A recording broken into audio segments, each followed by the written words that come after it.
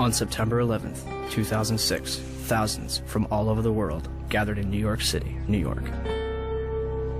They wore black shirts, reading Investigate 9/11, and held banners that read, "Ask questions, demand answers." This day marked the 5th anniversary of the terrorist attacks of September 11th, 2001.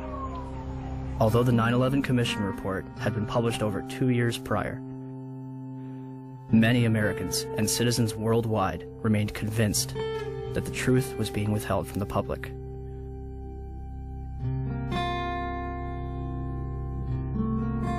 Why? Why was a growing percentage of the world population becoming increasingly skeptical of the events of September 11th?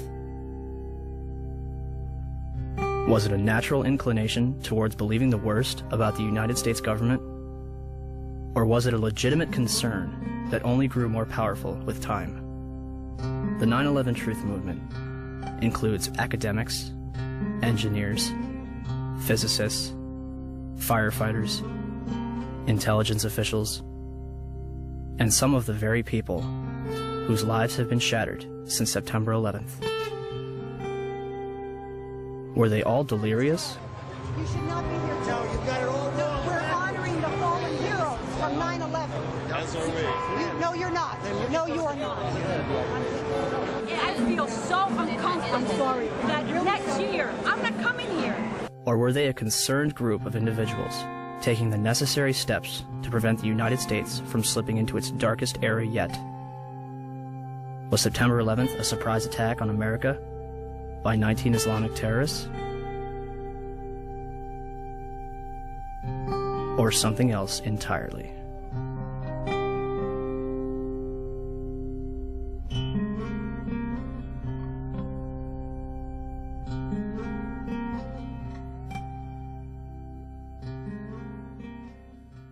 George Bush has spent an uncomfortable day with his people trying to explain away why he failed to pass on warnings the White House had received before September the 11th that terrorists were planning to hijack American aircraft. What happened that day has cast a shadow over just about every area of American life. Now, one of the country's best-known journalists has said that the American response to the so-called war on terrorism has created a climate of effective censorship in a land claiming to be the home of free speech.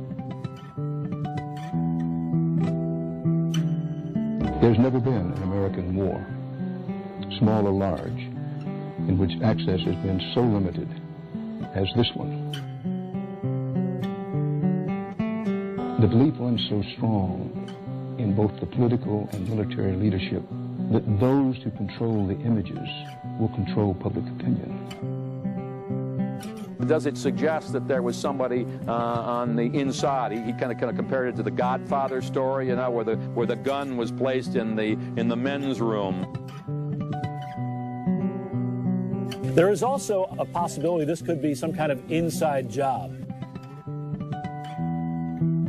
May it have been an inside job? Might these people have gotten help from the inside? I was speculating about that along with others early this morning, but now there's a lot more evidence that suggests it's almost certainly the case. It's an obscene comparison. I'm not sure I like it, but there was a time in South Africa that people would put flaming tires around people's necks if they dissented. The fear is that you'll be necklaced here. You'll have a flaming tire of lack of patriotism put around your neck. Now, it's that fear that keeps journalists from asking the toughest of the tough questions and to continue to bore in on the tough questions so often. People ought to stay out of our business. A country that hides something is a country that is afraid of getting caught. And in particular, this Bush administration, who is as tight with Saudi Arabia as you can get. I know the right question, but you know what? This is not exactly the right time to ask it. The president's father used to stay with the bin Laden family when he would go to Saudi Arabia. It starts with a feeling of patriotism within oneself. In the past, though, the FBI has sometimes made problems worse by ignoring or denying them. FBI management intentionally and repeatedly thwarted and obstructed my attempts to launch a more comprehensive investigation to identify and to neutralize terrorists. They realize what an entertainment-oriented society ours has become. To the families and victims, of September 11th. On behalf of John Vincent, Barry Carmody, and myself, we're sorry. And, I want to say quietly, but as forcefully as I can, that I hope this doesn't go any further. It's gone too far already. I am appalled by it.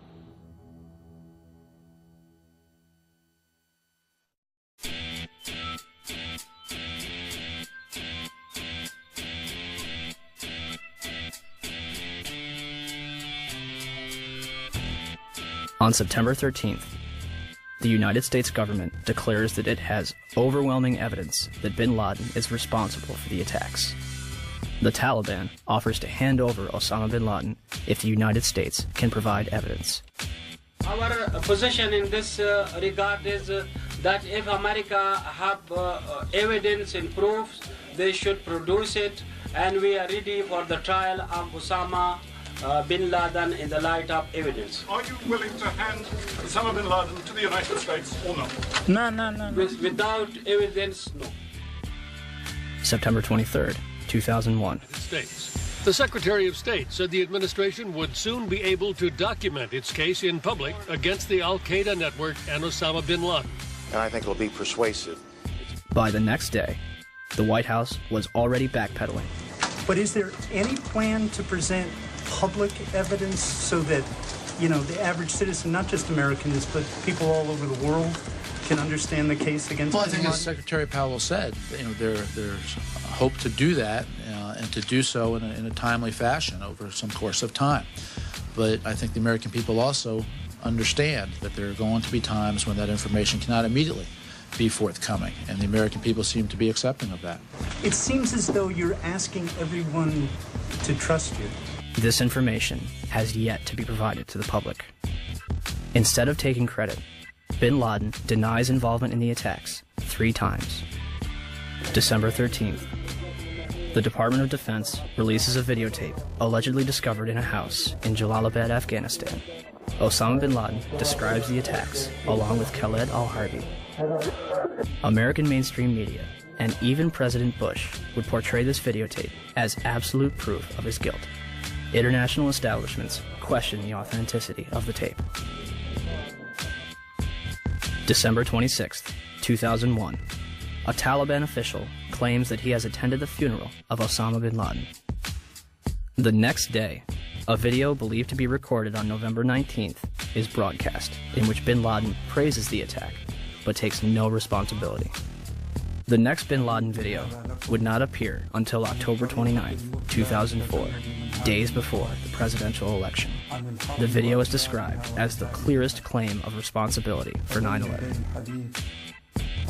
And when questioned why bin Laden's most wanted poster does not indict him for 9/11, the chief of investigative publicity for the FBI, Rex Toome, replied, 9/11 is not mentioned on bin Laden's most wanted poster is because the FBI has no hard evidence connecting Osama bin Laden to 9/11. Clearly, I couldn't really believe what I had just heard, so I repeated it, and he said, yes, that is correct. The FBI has no hard evidence connecting Osama bin Laden to 9/11.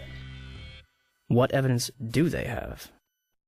2 bags belonging to Mohammed Atta checked in at Portland Airport but failed to make Flight 11 at Boston, containing a 757 video tour and flight manual, an Arab-English dictionary, a handheld flight computer, a Quran, and his will.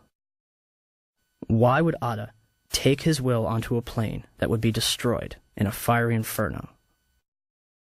Marwan al-Shehi's rental car, discovered at Logan Airport, containing an Arabic flight manual, an airport restricted area pass, and documents from Huffman Aviation.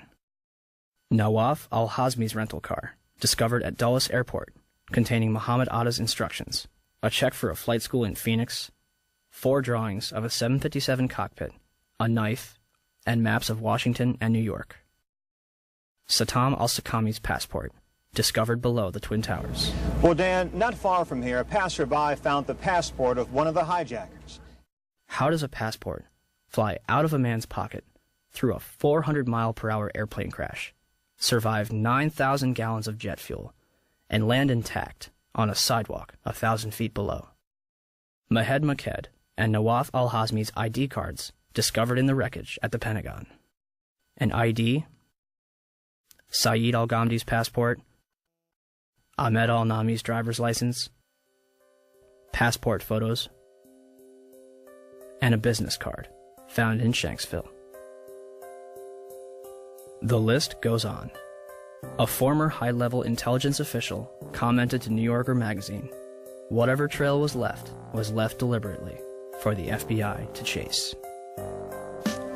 They used hundreds of different payphones and cell phones, often with prepaid calling cards that are extremely difficult to trace.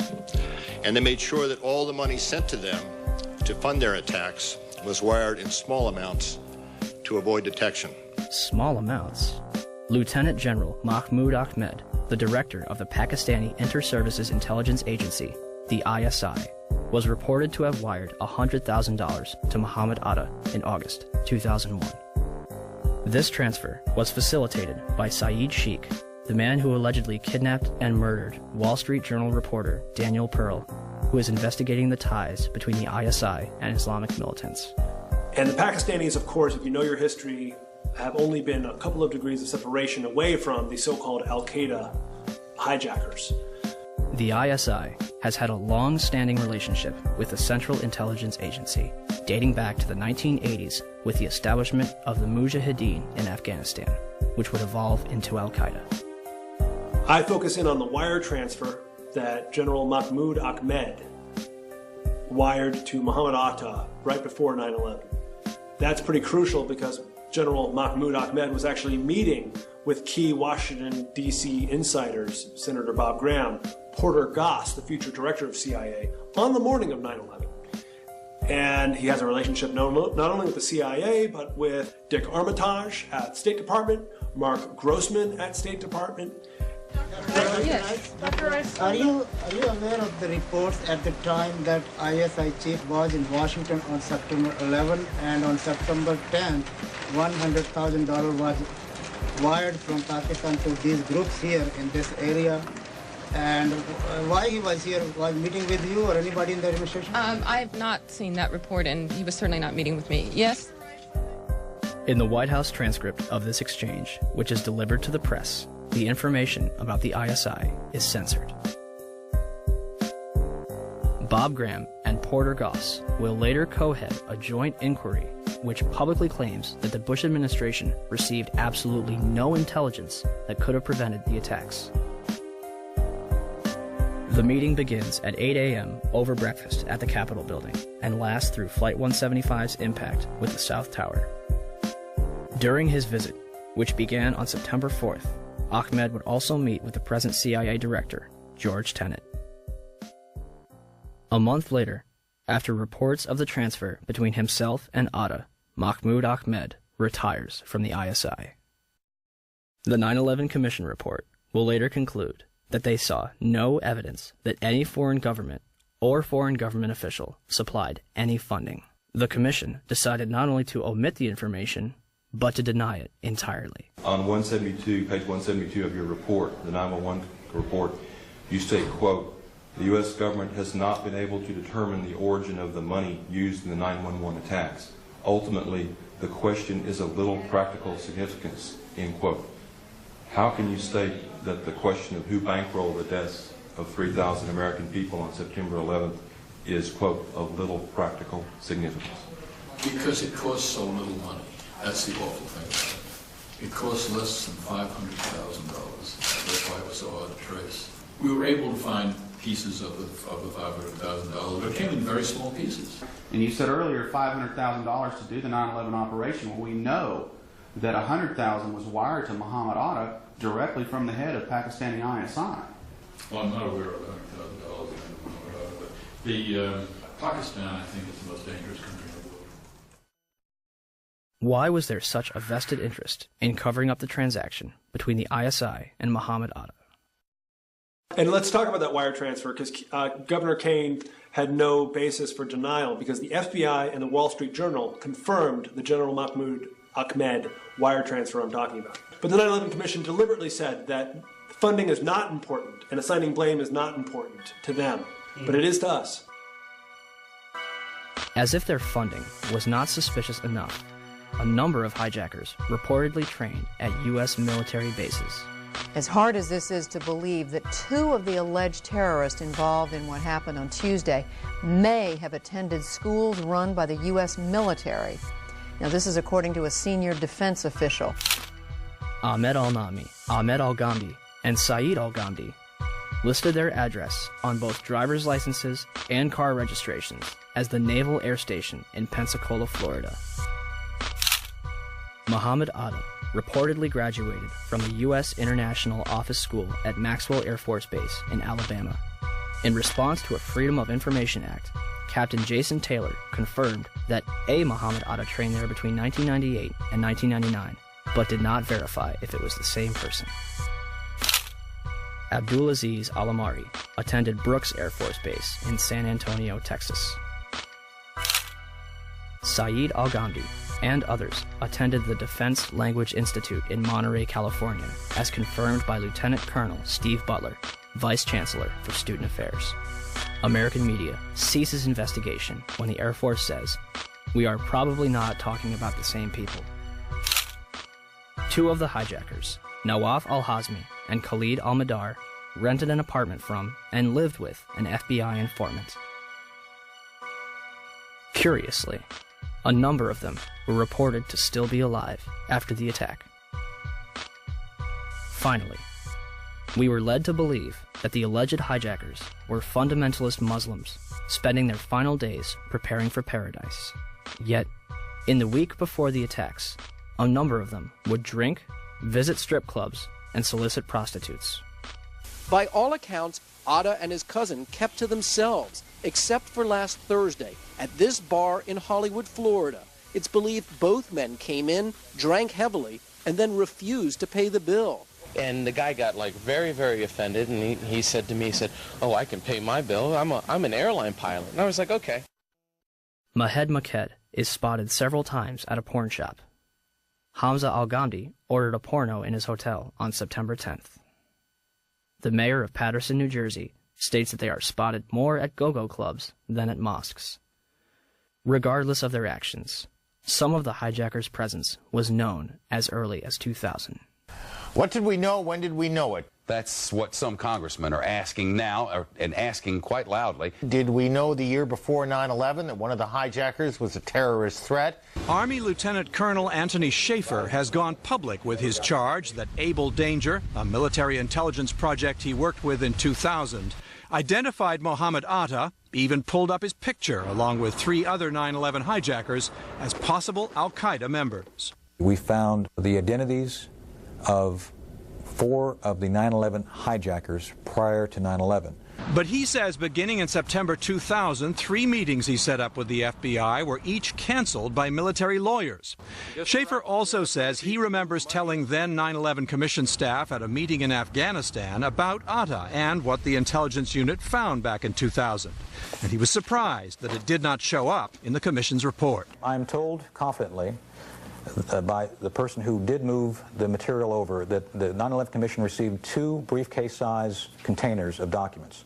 I can tell you for a fact that would not be 1/20th of the information that Able Danger consisted of during the time we spent. A 9/11 Commission spokesman said nothing they got from the Pentagon in early 2004 backed up Schaefer's claim, quote, "None of the documents turned over to the Commission mentioned Mohammed Atta or any of the other future hijackers." Where is it? Where's the beef? Where's the substance? Where is this mysterious chart that purportedly says that Atta was connected in some real way to these other hijackers? We'd love to see it. The company responsible for the chart, Orion Scientific Systems, would claim that only 2 charts were produced and that Atta was not present on either one.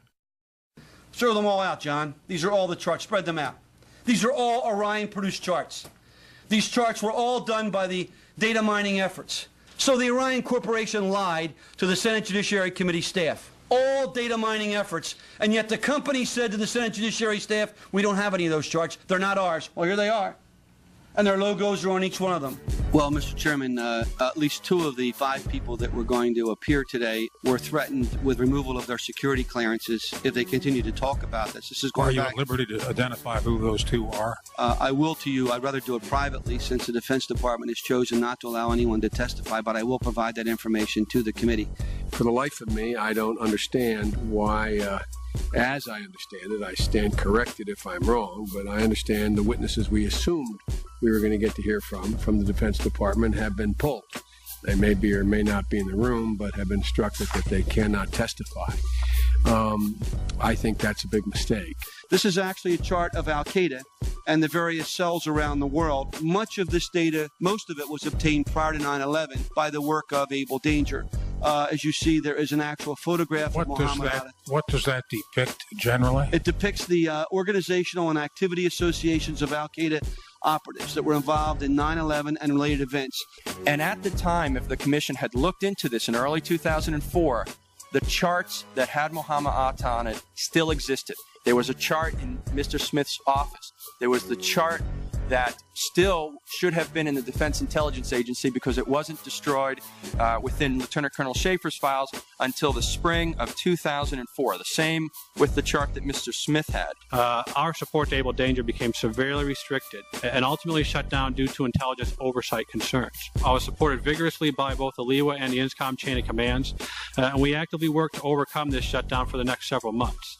In the midst of this shutdown, I, along with one of my analysts, Chief Warrant Officer 3 Terry Stevens, were forced to destroy all data, charts, and other analytical products that we had not already passed on to SOCOM related to Able Danger. Another former DOD official will testify today that he was ordered to destroy up to 2.5 terabytes of data.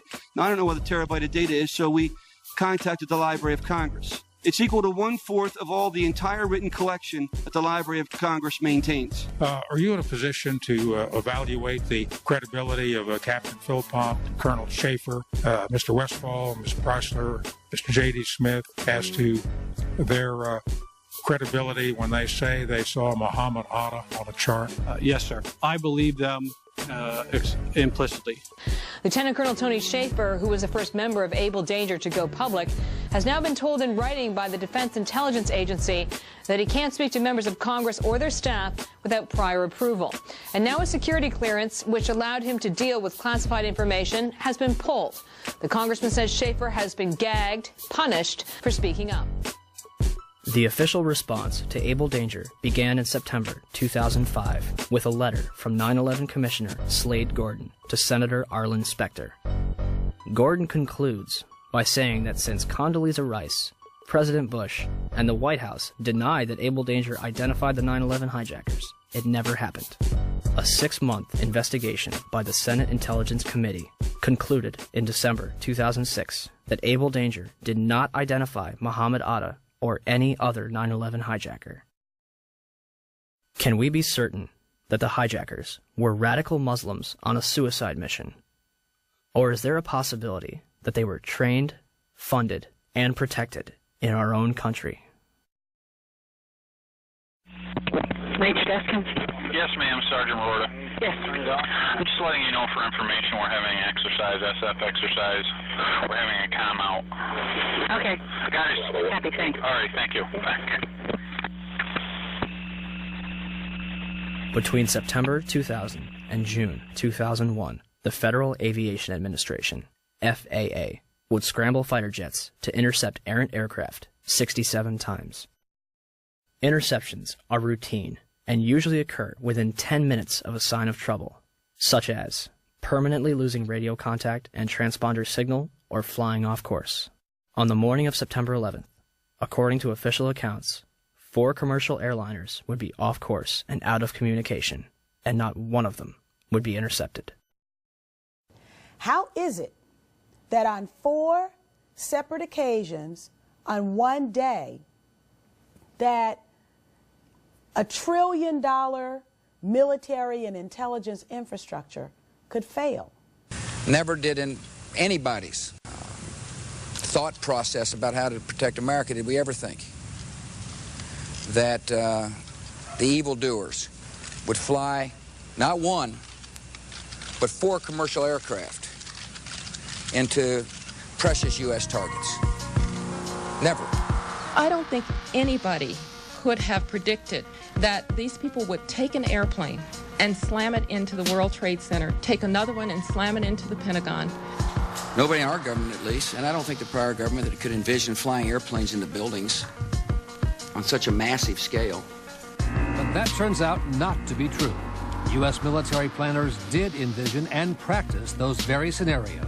As reported by USA Today, the North American Aerospace Defense Command, NORAD, conducted exercises with fighter jets, simulating hijacked planes flown into the World Trade Center in the 2 years before the attacks.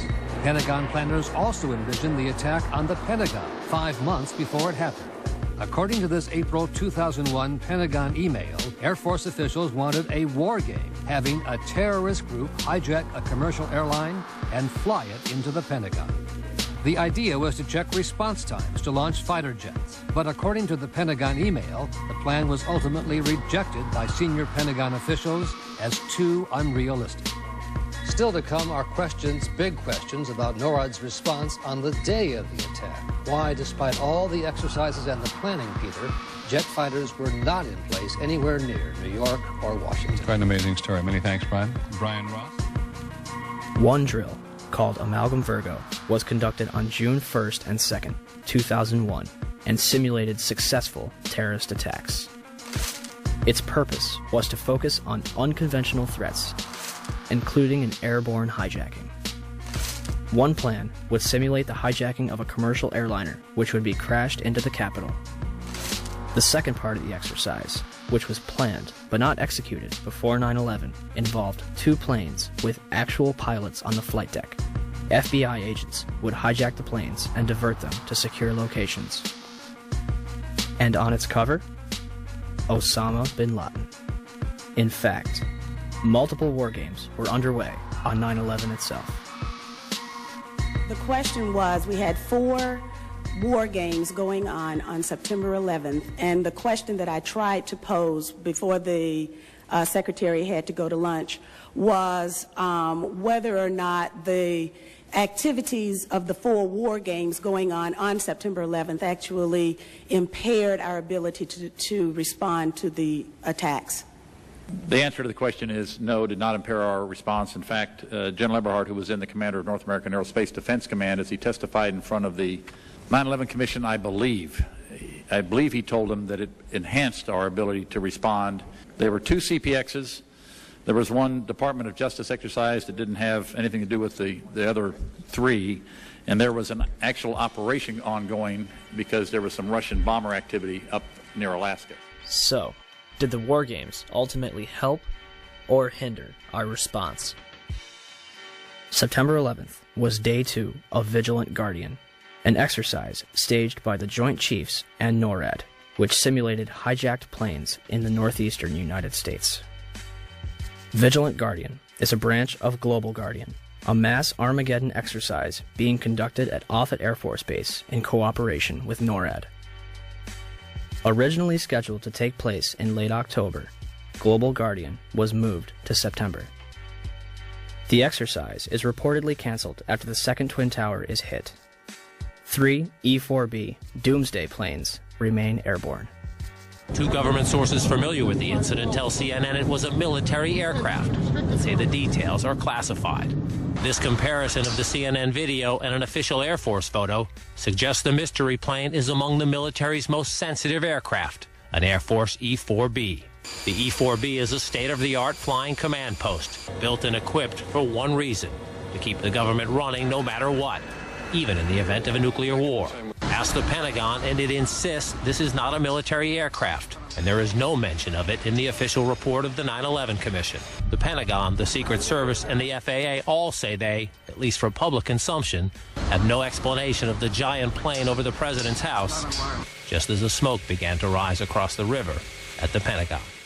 Barksdale Air Force Base also participated in Global Guardian. Instead of returning directly to Washington, D.C., President Bush would fly to both Barksdale and Offutt Air Force Base before returning to the White House. Another drill, Northern Vigilance, moved fighter jets to Canada and Alaska to monitor a fleet of Russian MiGs on a training mission.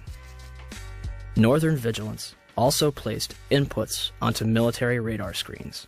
Also referred to as phantoms, inputs are simulated errant aircraft, which appear real to those participating in the exercise. We fought many phantoms that day. 3 F-16s from Andrews Air Force Base, located 15 miles from the Pentagon, are flown 180 nautical miles away for a training mission in North Carolina. Fort Belvoir, an Army base 10 miles south of the Pentagon, is preparing for an exercise intended to test security in case of a terrorist attack.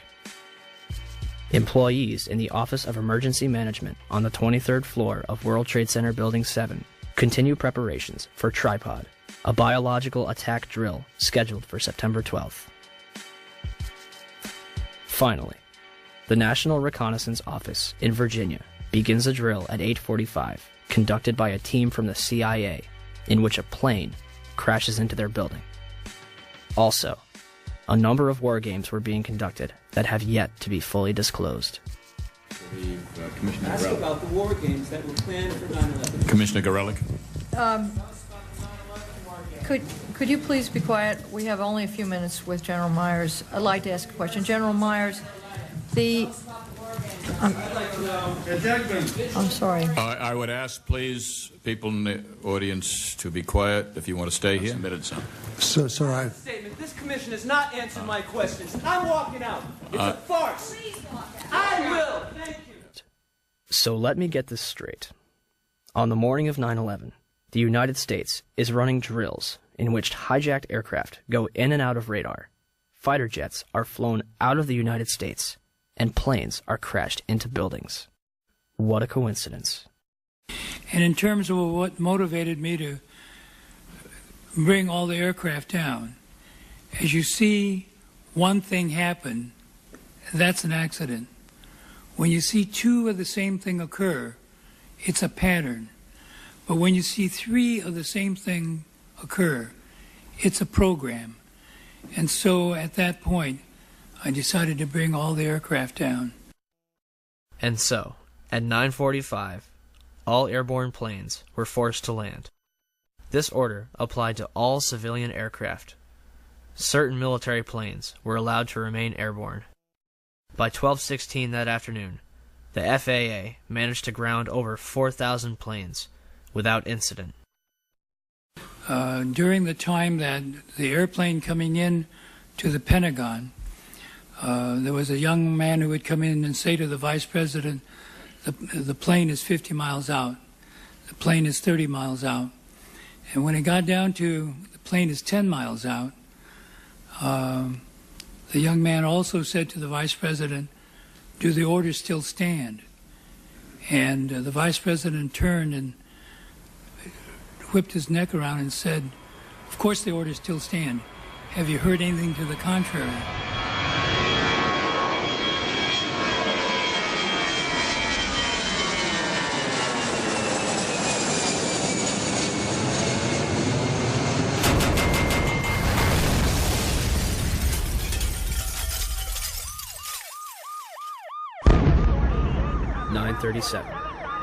Arlington, Virginia. American Airlines Flight 77 allegedly crashes into the ground floor of the Pentagon. Pentagon authorities will deny that the building had anti-aircraft defense. The FBI arrives within minutes, and the site is declared a federal crime scene, becoming their exclusive responsibility. With the help of civilians, they comb the Pentagon lawn for debris, and within 24 hours, they had confiscated every known video of the attack. Pentagon officials initially denied that any of their cameras captured the event.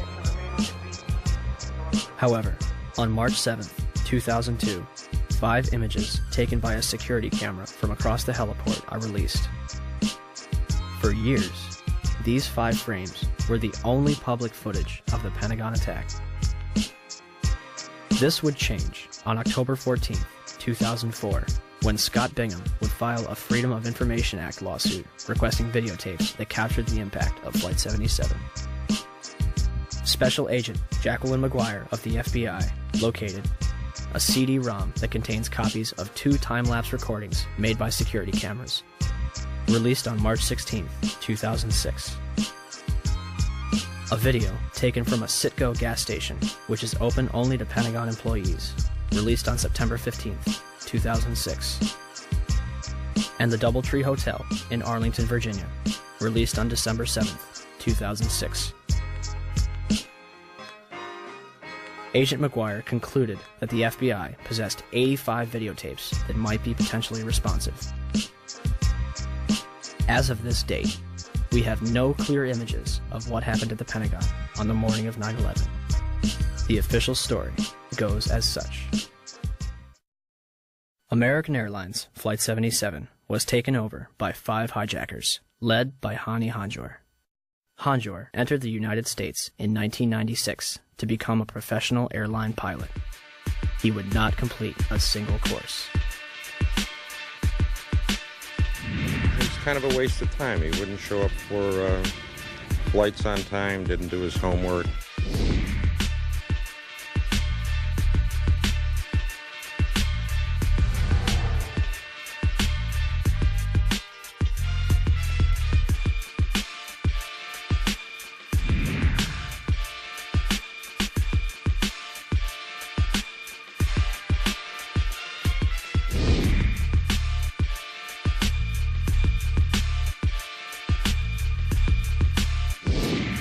Average or below average piloting skills.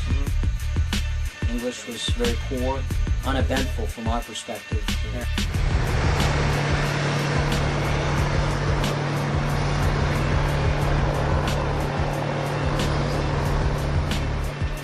The 9/11 Commission concludes that Hanjour was perhaps the most experienced and highly trained pilot. Flight 93's hijacker, Saeed Al-Ghamdi, was a former Saudi fighter pilot. How could Hanjour be more experienced than him? On the morning of 9/11, Hani Hanjour and his 4 accomplices traveled to Dulles International Airport outside of Washington, D.C. They had spent the weeks beforehand at the Valencia Motel in Laurel, Maryland, 6 miles from the National Security Agency. All 5 will set off metal detectors and be subjected to additional screening, yet all of them proceed to board American Airlines Flight 77, which is described by the Washington Post as unusually light on passengers. Out of 188 seats, 64 would be filled. In fact, all 4 planes involved in 9/11 would be at approximately 30% capacity. The hijackers will board alongside Barbara Olson, the wife of Solicitor General Ted Olson, and a number of employees from Boeing, Raytheon, the Department of Defense, Lockheed Martin, American Airlines, the Navy, Army, and other government agencies. The pilots were Officer David Charlebois and Captain Charles Burlingame. Charles Frank Burlingame III, an aeronautical engineer and a graduate of both the Naval Academy and Top Gun Fighter Pilot School, flew F-4 fighter jets and developed anti-terrorism strategies at the Pentagon before retiring in 1989 to take a job at American Airlines.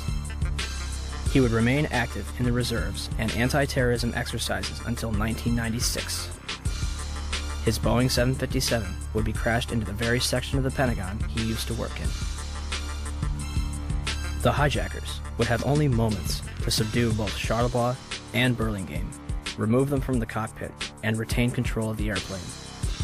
Yet, the plane is hijacked without incident at 8:51 and makes an unauthorized turn to the south 3 minutes later. No mayday, no hijack code, no sign of struggle. Flight 77 will fly all the way back from the Kentucky-Ohio border, coasting for another 43 minutes against its flight path before crashing into the Pentagon without any military interception.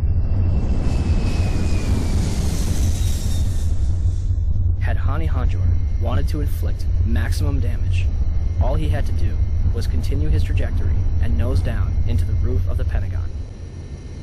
Instead, he begins a complicated 330-degree turn, dropping 7,000 feet and exposing himself for an additional 3 minutes while executing a maneuver described by experienced pilots as nearly impossible, requiring professional expertise.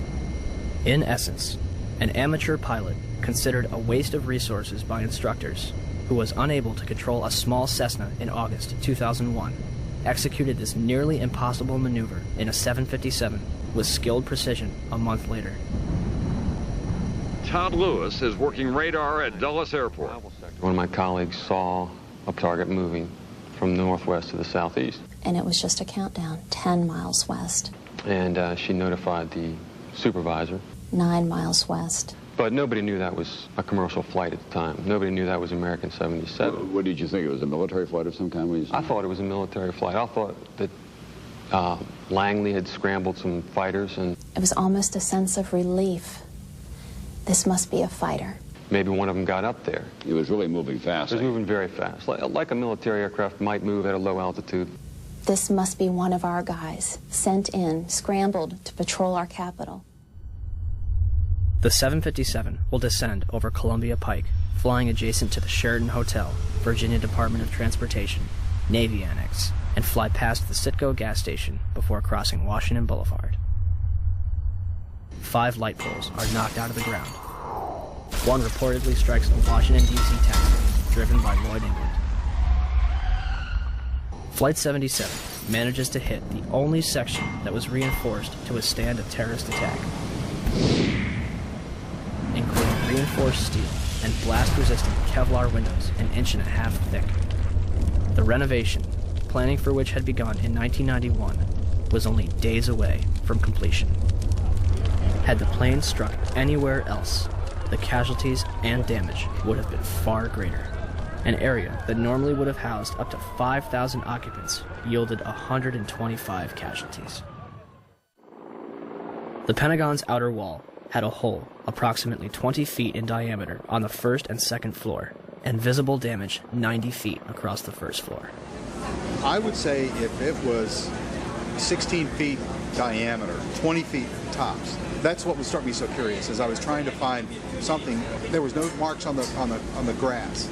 Something never hit the ground.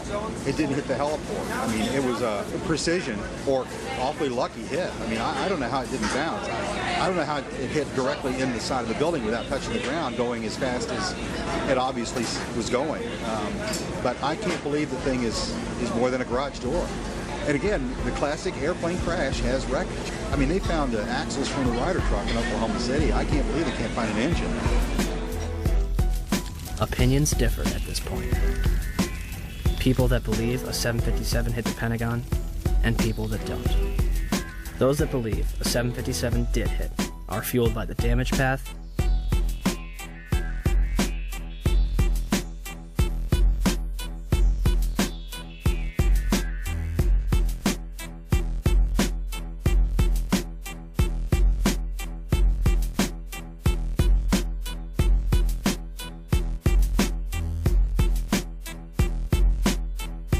wreckage outside the building,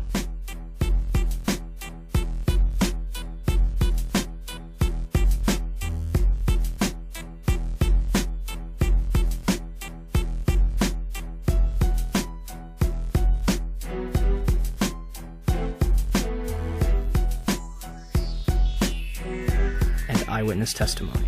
While we were sitting in the office, and all of a sudden we heard some rumbling, something is kind of hitting us. Very imminent things could happen. So we look at each other, and it really, the noise is unbearable. And at the last moment, my brother jumped out the office. I heard about the very big jet sound. Looks like just up to here. I just look at the outside, big black wings coming that way. And then I just running out, and then 2-3 seconds, boom. We're used to seeing planes. Maybe a 20-passenger corporate jet, no markings on the side. I saw a plane going down big plane, commercial liner type. And I saw this jet coming in, and it was really low, and it was an American Airlines jet. You could read the AA on the side, silver fuselage. This particular plane was awful low, and as we were coming down on a 395, it came across in front of us, and it was low. Coming in at a shallow angle like it was landing right into the side of the Pentagon.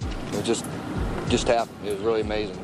Huge explosion. So you actually saw the plane impact the side of the building? Yes, I did. Just one plane? Just one plane. I basically made a turn too early and ended up right in front of the Pentagon on Route 27, which goes just, I didn't even know it was the Pentagon. I mean, I've grown up in this area, but I just am basically never over there. Besides, you can't really tell it's five-sided anyway, so I didn't even know it was a Pentagon, but I was just in traffic. My main focus was that I was late for this service, and we were stuck in totally standstill traffic, just sitting dead still on the highway. And basically, without warning, there was just the sensation of something coming over the top of us. It seems the plane was so low that it hit a light pole that was just on the edge of the highway, on the far side there. Before it came over the highway, it clipped this pole, which I heard ended up being knocked over and hitting a taxi, which was near my car. Okay, my name is Lloyd England. 9/11, I was driving my car on my way home. This airplane flew over top of my car. It was real close. Glass, a loud noise happened, and the pole came through the dashboard right through the car. I stopped the car in the middle of the street. It didn't stop straight, it stopped at an angle. As far as the plane went through, it didn't come back in until I stopped the car and got out. Then I looked for the plane. There was no plane, but it was quiet. If had nobody seemed to have indicated where something happened, I wouldn't have known. And I was there. I mean, I'm there. The plane, the wing spread would have been from that house, maybe halfway in my house. And the big wing, the big motors underneath of them. And nothing was left out? Those that think a 757 did not hit are fueled by the damage to the building and lack of large structural debris outside. Particularly, the lack of damage from the wings and vertical stabilizer, and the fact that those objects, as well as the engines, were never fully recovered. Is there anything left of the aircraft at all? First of all, the question about the aircraft, there are some small pieces of aircraft visible from the interior during this firefighting operation I'm talking about, but not large sections. In other words, there's no fuselage sections and that sort of thing. They said it was a plane, and I didn't see any pieces of any plane, and I couldn't believe that a plane hit the building. There are numerous parts to a 757 that are virtually indestructible. To date, we have not seen a single piece positively identified as Flight 77's. The fact that an exit hole inside the Pentagon is not explained by any official report on the attack. The fact that there was no impact damage on the lawn. And the fact that out of the videos that have been released, none of them clearly show a 757. The outer wall will collapse 20 minutes later, leaving a hole approximately 70 feet wide. What hit the building may be important. However, our focus should be on why it was hit in the first place. The section hit was the headquarters of Naval Operations, Naval Intelligence, and the Navy Command Center. Army personnel were also killed. A number of accountants and budget analysts were also present at the time and killed in the attack. The Arlington County After Action Report states that important budget information was in the damaged area. It's interesting that 24 hours prior, Donald Rumsfeld publicly made this announcement. According to some estimates, we cannot track $2.3 trillion in transactions. According to the 9/11 Commission report, the military was unprepared for the transformation of commercial aircraft into weapons of mass destruction. Counterterrorism forecaster Marvin Citron authored a report in 1994 for the Department of Defense, warning of Washington's vulnerability to terrorist attack. We predicted a plane could have crashed into the Pentagon. That's about as specific as you can be. If you made a right turn at the Washington Monument, you'd hit the Pentagon. A left turn, you could hit the White House. Back on October 24th, 2000, the Pentagon conducted MASSCOW, a mass casualty exercise which simulated the impact of a Boeing 757 into the building. I'm very curious, and as time goes by, it makes you more curious as you have time to dwell on the details and all the information that's becoming available. I can't drive my car that well, but I can't imagine somebody just climbing behind the wheel of an airplane and doing what they did and doing it so well. Basically, it was the strangest day I've ever spent in my entire life. It was like in slow motion. I get chills every time I hear the audio. Physically, I swear I get chills every time I watch the video. I can feel the heat. I can smell the fuel, or I can smell the burning. There's been a lot of curiosity, I think, in time, and even for me, who was there. I still have questions of, did I really see what I think I saw? You know, when you're led to believe and you think you believe what you think you saw, I think that you begin to buy into it. But the more you dwell on it and the more the evidence comes forward, the questions get larger and larger and larger. I'd like some conclusion. I mean, I'm sure the families would, and I'm sure the military knows a lot more than we do in the government. But I'm just astounded that they don't share more of the information that's available. If the government was 100% forthcoming and wanted to squelch any doubt as to what happened, why have they controlled the evidence so strongly? Why is there no positive identification of Flight 77? Why, when Vice President Dick Cheney was aware of an incoming aircraft up to 50 miles away, were employees allowed to remain in the building? Had a single alarm gone off inside the Pentagon, 125 people would be alive today, and hundreds more would not be suffering. And when it got down to the plane is 10 miles out, the young man also said to the vice president, "Do the orders still stand?" And the vice president turned and whipped his neck around and said, "Of course the orders still stand. Have you heard anything to the contrary?" Norman Minetta's testimony would be completely unreported by the 9/11 Commission. It would also be censored from the online archives of commission hearings. A spokesperson from the National Archive claimed that it was a technical snafu. The 9/11 Commission will later conclude that Vice President Dick Cheney did not reach the bunker until 9:58. My main concern is that in your testimony, you stated that Vice President Dick Cheney came into the POEC office at 9:20 when you arrived, and he was already there. He's gone in front of Meet the Press, and he said that he was there at 9:38. They did that because they'd received a report that an airplane was headed for the White House. This is Flight 77, which had left Dulles. Flight 77. It left Dulles. Best we can tell, they came initially at the White House. The plane actually circled the White House? Didn't circle it, but was headed on a track into it. Tracking it by radar. And when it entered the danger zone and looked like it was headed for the White House was when they grabbed me and evacuated me to the basement. The plane obviously didn't hit the White House, turned away and we think flew a circle and came back in and then hit the Pentagon. Yeah, the 9/11 Commission report puts in there at 9:58 that morning. 9:58? Yeah, I don't know if you got a chance to read it, but it puts in half an hour later. So I don't mean to ask a rhetorical question, but to the best of your recollection, was Vice President Dick Cheney already there at 9:20? The flight you're referring to is the flight that came into the Pentagon. This was before Flight 77. Before American Airlines went into the Pentagon. Yeah.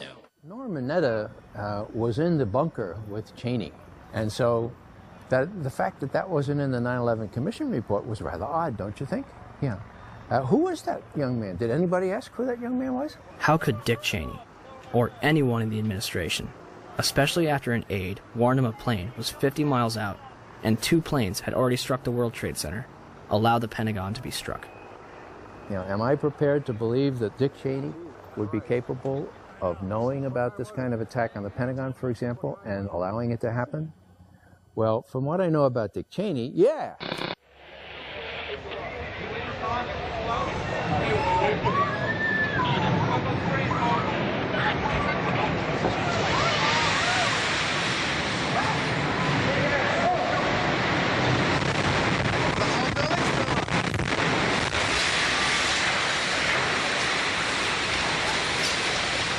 Holy fucking Jesus! 9:59, New York City, New York. The South Tower of the World Trade Center, 110 stories tall, collapses to the ground in approximately 10 seconds. 29 minutes later, the North Tower follows suit, also collapsing in approximately 10 seconds. Later that evening, at 5:20, World Trade Center Building 7, 47 stories tall, collapses to the ground in under 7 seconds. The official explanation is that falling debris from the North Tower created a series of fires inside the building. If this is true, it would be the third steel-frame skyscraper in history to completely collapse because of damage and fire. The first two would be the Twin Towers. February 23rd, 1991. One Meridian Plaza, a 38-story skyscraper in Philadelphia, burned for 18 hours across 8 floors. It is later described by officials as the most significant fire of the century. It did not collapse. October 17, 2004. A 56-story skyscraper in Caracas, Venezuela, built in 1976, burned for over 17 hours and spread across 26 floors. It did not collapse. February 13th, 1975. A 3-alarm fire broke out between the 9th and 14th floors of the North Tower. No one died. The building was unoccupied. The fire began in an electrical wiring closet on the 11th floor. There should have been fire stops to prevent it from spreading, but there weren't. The fire spread to 6 other floors. Even without a sprinkling system, fire department officials and building officials here say that there's no chance the World Trade Center could become a type of towering inferno. The fire is so intense, it leads to the installation of sprinkler systems, which would come in handy on May 19th, 1975, when 7 fires strike the complex. The South Tower had garbage fires dispersed between the 25th and 36th floor, and the North Tower had a fire on the 11th floor. 6 of the fires were minor, but the 7th on the 32nd floor of the South Tower caused heavy damage. Guess what? They did not collapse. September 11th, 2001. 2 110-story skyscrapers, completed in 1973, burned for 56 minutes over 8 floors and 103 minutes over 5 floors, respectively, before collapsing completely to the ground. Some argue that this was due to the construction of the Twin Towers. The Twin Towers were composed of 200,000 tons of steel and 425,000 cubic yards of concrete. The core of each tower was a rectangular pillar 87 by 133 feet, comprised of 47 steel box columns ranging from 36 by 16 to 52 by 22 inches. The North Tower was completed in 1970, standing at 1,368 feet tall, and the South Tower was completed in 1973, reaching 1,362 feet tall, making them the tallest buildings in the world at the time. They were designed to withstand multiple impacts from a Boeing 707, the largest aircraft at its time. An analysis, released in 1964, claims that the buildings were investigated and found to be safe in an assumed collision with a 707 traveling at 600 miles per hour. Such collision would result in only local damage which could not cause collapse or substantial damage to the building. A 707 has 4 engines instead of 2, and its cruise speed is 607 miles per hour. The Boeing 767s that struck the North and South Tower were traveling at 440 and 540 miles per hour, respectively.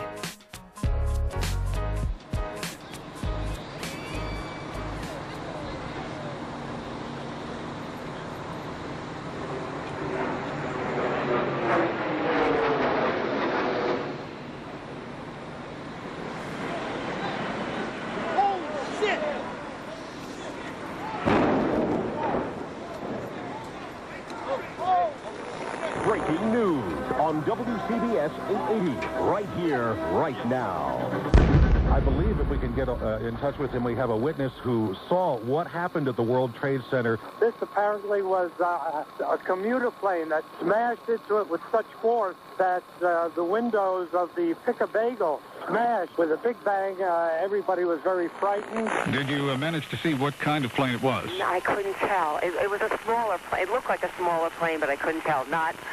I'm not really sure.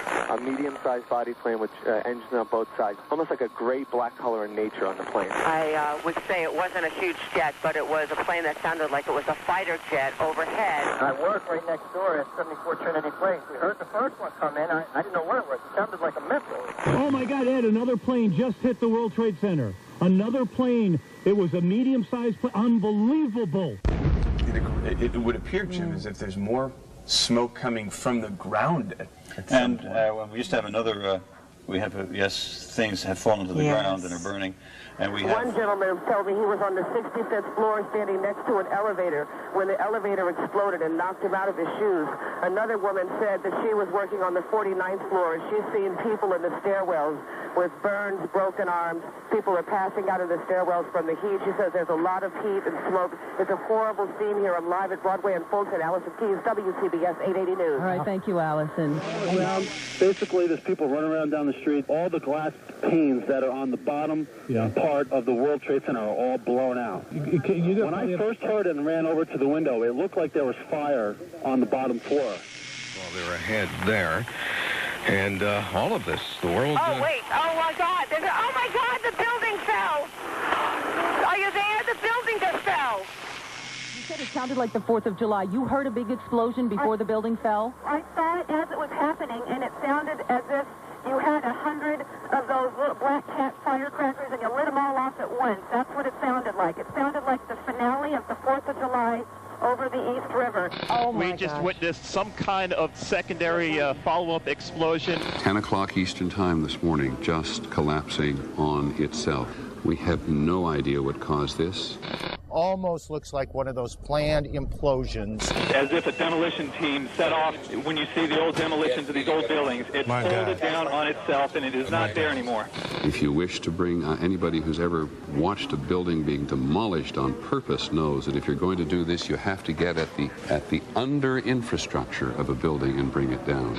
Right now, police have to determine is whether that explosion was caused from the initial impact of the plane or whether it was something that was exploded on the ground. Generally speaking, for a building to collapse in on itself like that, it would seem to indicate that there could have been an explosion, a bomb planted on the ground that would make the building collapse within itself. By that evening, eyewitnesses and experts alike were rushing to defend the official narrative of events, claiming that raging jet fuel fires melted the steel inside the Twin Towers. I saw this plane come out of nowhere and just ream right into the side of the Twin Tower, exploding through the other side. And then I witnessed both towers collapse, one first and then the second, mostly due to structural failure because the fire was just too intense. When one of those airplanes crashed into one of the towers, it was the equivalent of a 6-point earthquake. Marlene Davis is the Dean of Architecture at the University of Tennessee. She calls the 110-story tall twin tower tube structures. That means there are no internal columns holding it up. You know, when we saw this yesterday, people said, oh my goodness, there was a bomb on there. There must have been a bomb that collapsed. Must have been a bomb below. Right, that finished the job. Well, it turns out we heard from experts who said that, you know what, the fire on those floors probably 1,500 degrees. Steel can only withstand so much because the steel structure that holds the building up was on the outside, and essentially the building started to melt and it gave way and it toppled. Engineers suspect the temperatures inside the crash areas could have quickly reached well over 1,000 degrees, perhaps approaching 2,000 degrees, beyond the melting point of any steel. They were not designed, perhaps, to take a direct strike from something the size of a 737 or an Airbus, perhaps fully loaded with fuel. Steel will melt. Physics professor and explosives expert Van Romero. Even if there was no secondary explosives in the building, hitting the having the airplane hit the building where it did, a large amount of weight above the damaged location, that damaged location being further damaged by the fire, that structure could no longer support the weight above it, and the collapse ensues. Numerous individuals, including some of the architects themselves, would claim that plane crashes were never taken into consideration and that the building was doomed to failure. Hyman Brown was the project engineer on the Twin Towers, the man on the ground in charge of making sure the buildings were built right, the way it was designed. Structural steel is fireproof to last between 1 and 2 hours, which it did, and then steel melts. Each tower was built around a central core. That core kept the building up, supporting the tower's so-called dead weight. But when steel melts, according to Brown, like dominoes, it falls. Brown says the towers were built to withstand 200-mile-an-hour hurricanes, the 100-year storm, the worst nature could dish out. But he says an airplane crash never entered anyone's mind. However, that's not entirely true. Yet the impact of the planes alone did not cause that failure. In fact, tall building designers try to anticipate air accidents. Marc Loiseau is president of a company called Controlled Demolition. When this structure was designed, it was designed, to the best of my understanding, to take the impact of what was then the state-of-the-art airplane being used in our country, the Boeing 707. The building was designed to have a fully loaded 707 crash into it. That was the largest plane at the time.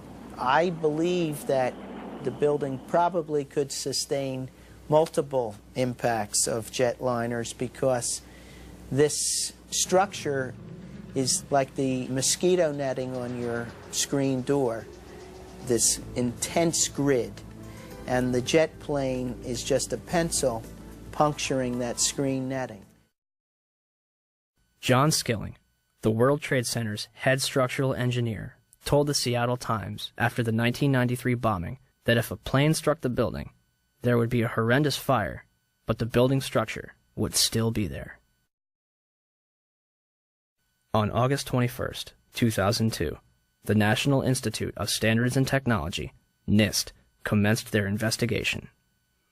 NIST is a government agency that reports back to the United States Department of Commerce, headed at that point by Donald Evans and later replaced by Carlos Gutierrez, both Bush cabinet appointees. As part of their investigation, NIST contracted Underwriters Laboratories to recreate floor models from the Twin Towers for the purpose of fire resistance tests. We heard about it in the news. We heard about it right away that the floors didn't collapse. Okay, so they tested these huge models. They're models, but they're huge. I mean, one model was essentially the same size and exactly the same as one of the types of floor sections used. And they tested it according to ASTM E119. They exposed it to much longer fire and higher temperatures than we know were present in the World Trade Center. So right away there was a problem. And that's August of 2004. The final report was released on October 26, 2005, producing over 10,000 pages. It will not explain the actual collapse of the buildings. They only claim to get to collapse initiation and state flatly that it led to global collapse. The report, admittedly, does not actually include the structural behavior of the tower after the conditions for initiation were reached and collapse became inevitable. We were charged with finding out the cause of the collapse, and we found what happened. I think we've scientifically demonstrated what was required to initiate the collapse. Once the collapse initiated, the video evidence is rather clear. It was not stopped by the floors below, so there was no calculation that we did to demonstrate that, what is clear from the good videos. NIST concludes that they found no evidence suggesting that the World Trade Center towers were brought down by controlled demolition. Where would people get an idea like that? 1. Except for material that was blown outwards, the Twin Towers collapsed into their own footprint symmetrically at nearly free-fall speeds. Newton's laws of motion determine how long it takes an object to travel a certain distance in complete freefall.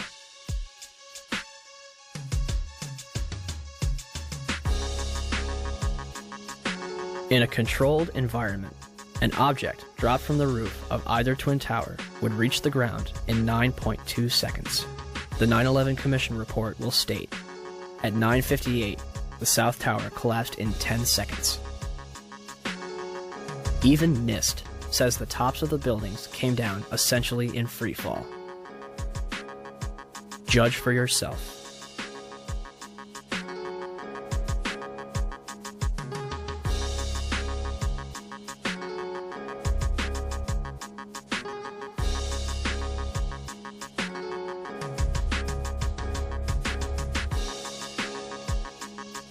And our conclusion is that the buildings should not have fallen that rapidly if indeed fire caused the collapse. And so, in fact, there's one mechanical engineer, Gordon Ross, in the Journal of 911 Studies, who's done a thorough analysis based on conservation momentum. If the official story was correct, then the heating that was supposed to cause the failure would have been a much slower event, and it would have been an asymmetric event. For the tower to collapse straight down onto itself flies in the face of what we know about steel and how steel behaves. When we have a failure in one area, then the failures tend to continue within that area, and you see an asymmetric collapse, possibly the upper section falling off, as it twisting away from the tower and falling off. But it's very unusual to see the upper section falling straight through the path of the greatest resistance, which was straight down through the middle of the tower. It just does not add up. 2. Molten metal exceeding 2,000 degrees Fahrenheit was discovered in the rubble of Ground Zero, underneath the Twin Towers and Building 7. Even with heavy rain on September 14th and 21st, a constant stream of fire retardants and water, described as creating a giant lake, these fires would not be extinguished until December 13th, 2001, making it the longest burning structural fire in history. Was the jet fuel responsible? Dr. Frank Gale, who was working with NIST, claimed in 2005, your gut reaction would be that the jet fuel melted the steel. Indeed, it did not. The steel did not melt. The temperatures that we know existed within the collapse, within the debris pile, are physically impossible from an atmospheric jet fuel fire. It cannot be done. I'm curious about the pool of molten steel that was found in the bottom of the towers. I am too. And just tell me about it. Have you seen it? Well, not personally, but eyewitnesses there found huge pools of molten steel beneath the towers, and some scientists don't think that the collapse of the building could have melted all that steel. First of all, let's go back to your basic premise that there was a pool of molten steel. I know of absolutely nobody, no eyewitness who said so, nobody who's produced it. I was on the site, I was on the steel yards, so I don't know that that's so. You'd get down below and you'd see molten steel running down the channel rails.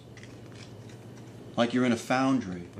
Yeah, like lava. Like it was lava from a volcano. Underground, it was still so hot that molten metal dripped down the sides of a wall from Building 6.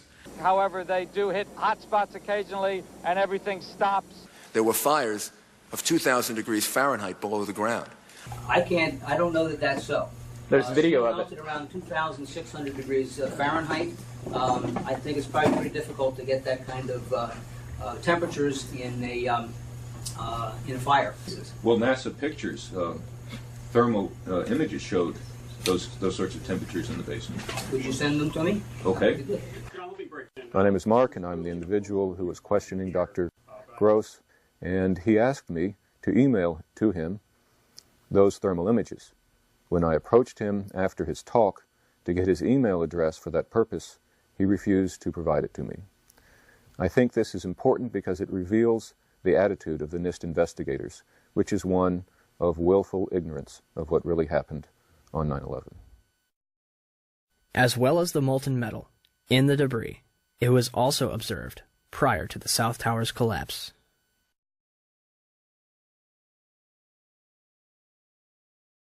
Also, a minute and 20 seconds before collapse, large amounts of white smoke begin pouring from the base of the South Tower.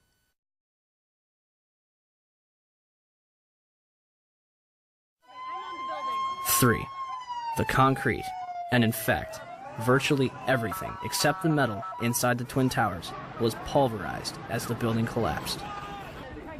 This pulverized material created pyroclastic dust clouds that raced down city streets, coating lower Manhattan in a fine dust. Pyroclastic clouds generally occur during two events: volcanic eruptions and controlled demolitions.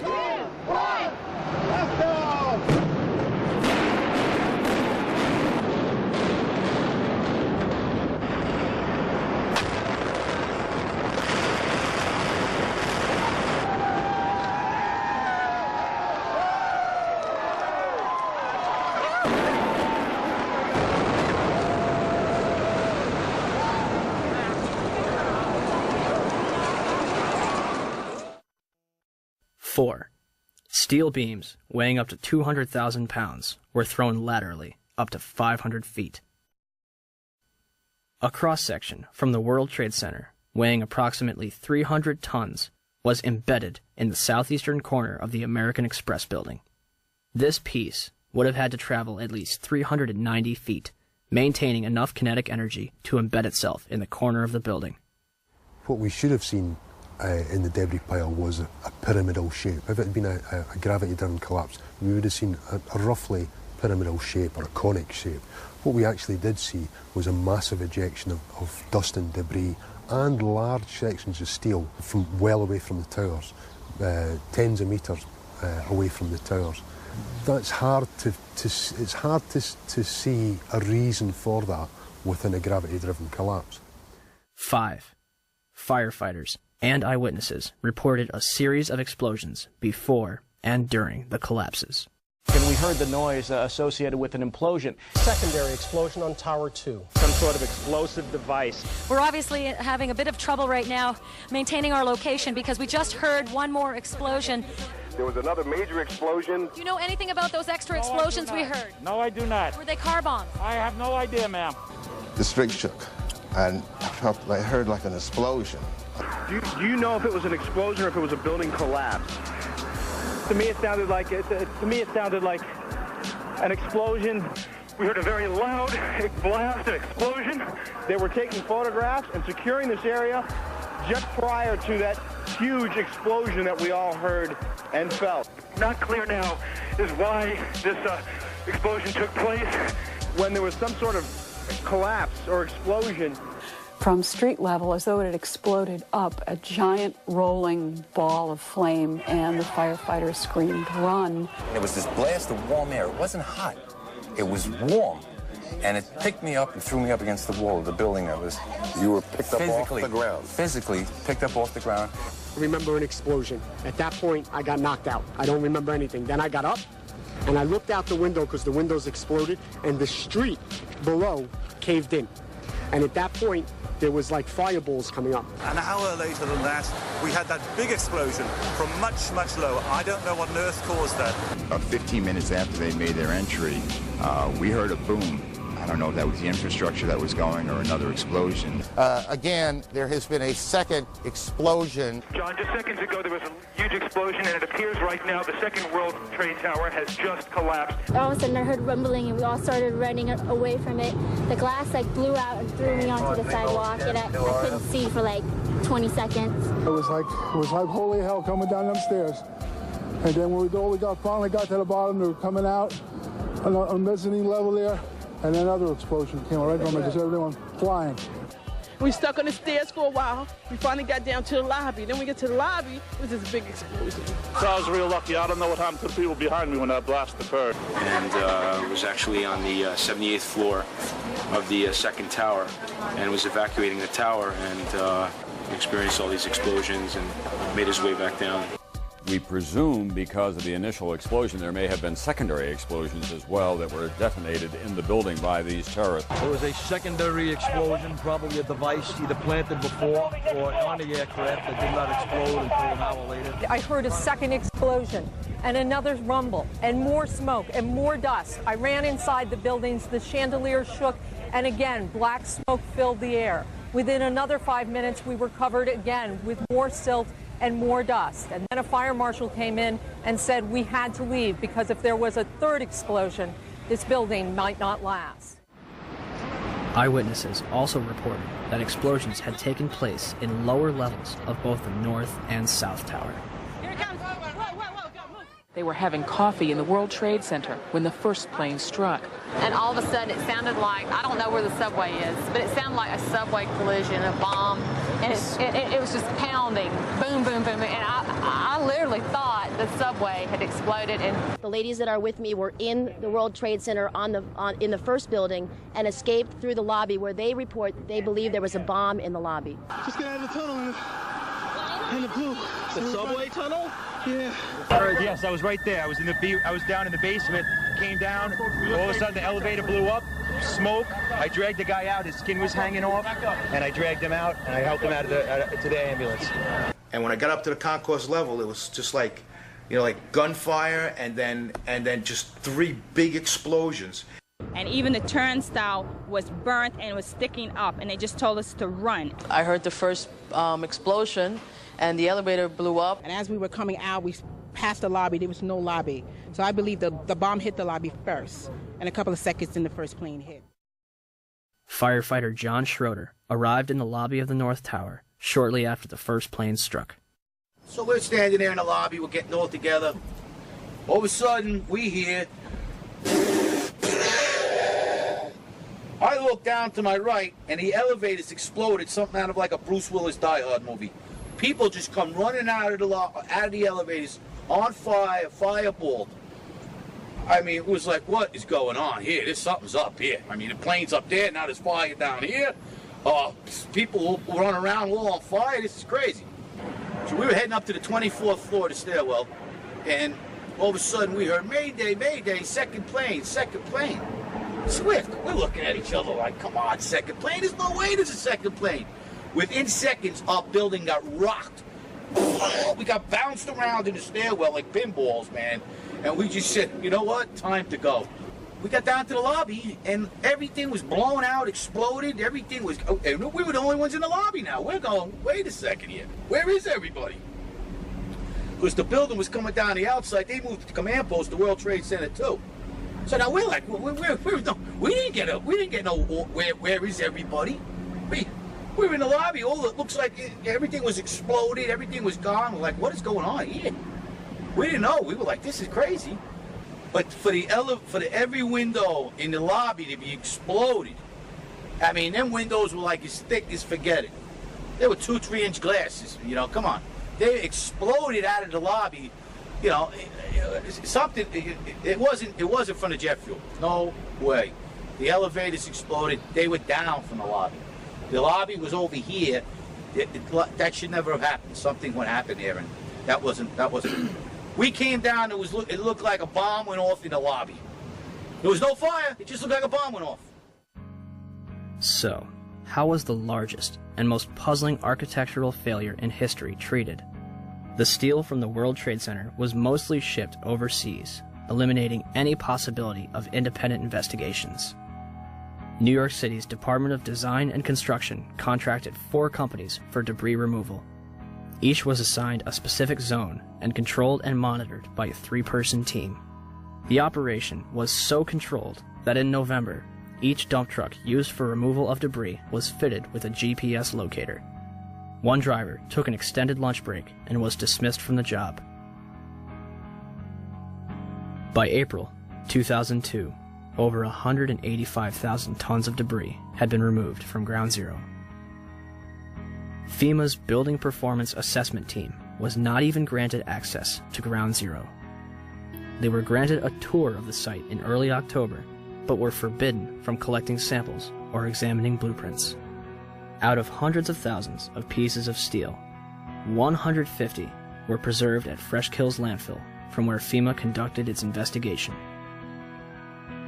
When the Twin Towers came down, they released over 500 tons of pulverized asbestos into lower Manhattan, along with lead, barium, mercury, chromium, copper, and several other toxic chemicals.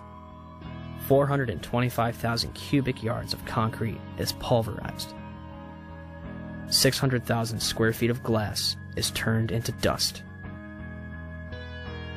During the World Trade Center's construction, spray-on fireproofing comprised of concrete and asbestos was placed on the core columns. When asbestos was outlawed in 1971, they ceased this procedure at the 64th floor of the South Tower. The Port Authority eventually realized that the asbestos presented a problem, and demolition was not an option. In 1989, the Port Authority estimated the removal of asbestos from both the World Trade Center and LaGuardia Airport would have cost up to $1 billion.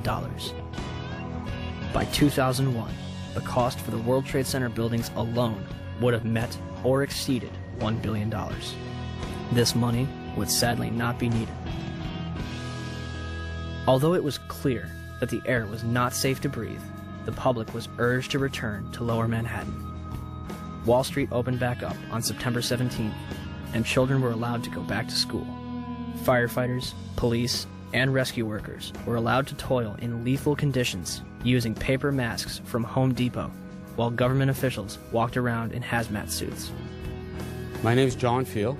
I was hurt at Ground Zero during the cleanup. Wow, I was only there for 5 days before I was horribly injured, and I mean horribly injured. Leading up to that day, every day I was there, I complained that it was an unsafe workplace. Someone's going to get it. It just happened to be me. But I let everybody know that someone will get hurt. I was there for 5.5 days. Nobody told me to wear a mask once. Nobody gave a shit when that piece of steel altered my life. But like the thousands that are suffering and sick, I didn't roll over and play dead.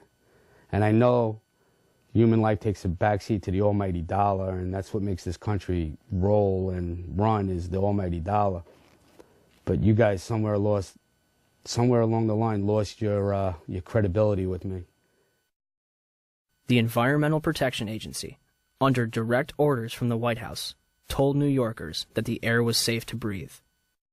The administrator at the time, Christine Whitman, issued an internal memo on September 12th, declaring that all statements to the media should be cleared through the National Security Council before they are released. So what happened? The White House changed EPA press releases to add reassuring statements and delete cautionary ones. September 13th, the EPA draft release, never released to the public, says EPA testing terrorized sites for environmental hazards. The White House changes that to EPA reassures public about environmental hazards. September 16th, the EPA draft says recent samples of dust on Water Street show higher levels of asbestos. The White House version, new samples confirm ambient air quality meets OSHA standards and is not a cause for public concern. And the White House leaves out entirely this warning, that air samples raise concerns for cleanup workers and office workers near Water Street. Why all these changes? We were told that a desire to reopen Wall Street and national security concerns were the reasons for changing the press releases. Christy Todd Whitman should be in jail for manslaughter. Christy, go to jail. Do not piss. Go. Just go to jail. Lock yourself up. When I said that, everybody said, don't you think that's a little harsh? And I said, no. 6 months later, every politician was saying it. Everybody was saying it like it was like saying hi. I pat myself on the back for having the nerve and the audacity to say that. She took orders from Condoleezza Rice, who took orders from the White House. They knew the air was bad. They lied. You should go to jail for manslaughter. For every time somebody dies. James Sedroga, Don Jones, Tim Keller, my close personal friend who I had to go to his funeral, Officer Borgia, and the many more that have died. I take this personally now. I take it real personal. You got an ex-mayor running for president who claims he helped us. Standing on a pile with a bullhorn, Mr. President and Mr. Giuliani, does not constitute helping anybody. At all. The EPA's public release assured people that there was no significant level of asbestos in the air, and that instead of evacuating, they could clean their homes with a wet rag. More people will die post 9/11 from these illnesses than died on the day itself. By 2006, 70% of the 40,000 Ground Zero workers had developed respiratory problems. Hundreds of them had developed cancer, and over 80 had died. To make matters worse, A large majority of the victims from the World Trade Center were denied a decent burial and treated like garbage.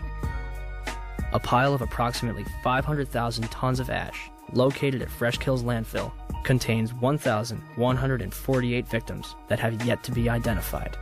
Mayor Bloomberg has repeatedly denied family members' requests, replying, "I've only visited my father's grave once." On top of all of this, human remains were discovered up to 400 feet away from the South Tower, on the roof of the Deutsche Bank building. 300 bone fragments were discovered between April 7th and 14th, 2006, and more are expected to be found. Is all of the above possible with a gravity-driven global collapse? Were the Twin Towers brought down as a result of the airplanes that struck them and the fires that followed, or were they brought down in a controlled demolition? All right, some new information coming in. Report from Associated Press of a large plane crashing in western Pennsylvania. This is according to officials at the Somerset County Airport. A large plane crashing in western Pennsylvania. We have that plane crash. I'm sorry, go ahead, Skip. Say it again. Repeat, please, Skip. I'm saying somebody may have made that horrible decision to go ahead and take the plane down.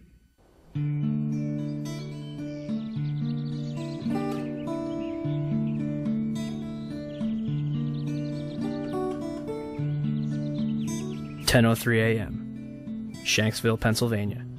United Airlines Flight 93 allegedly plows into an abandoned strip mine at 580 miles per hour. 20 minutes flying time from Washington, D.C.